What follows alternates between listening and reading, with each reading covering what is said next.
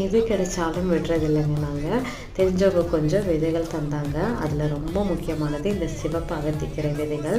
நான் ரொம்ப நாளாக இந்த விதைகள் வந்து கிடைக்குமா அப்படின்னு சொல்லிட்டு தேடிட்டு இருந்தேன். ஸோ இன்றைக்கி நிறைய விதைகள் கிடைச்சிது.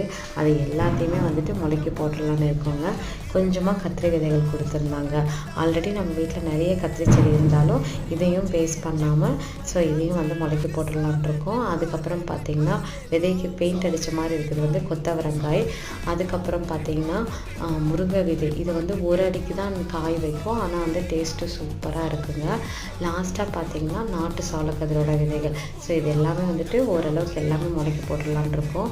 ஃபஸ்ட்டு இதை வந்துட்டு எல்லாம் ஒரே இடத்துல பதியம் போட்டுட்டு அதுக்கப்புறம் வந்துட்டு நல்லா வளர்ந்ததுக்கப்புறம் அதை எடுத்து தனித்தனியாக பிரித்து வைக்கலாம்னு சொல்லிட்டு அதுக்கு எல்லாமே ரெடி பண்ணிவிட்டு பதியமும் போட்டாச்சுங்க. ஸோ இது வளர்ந்த வந்தாவாட்டி எப்படி இருக்குன்றதை நான் உங்களுக்கு வீடியோவில் காமிக்கிறேன். தேங்க்யூ.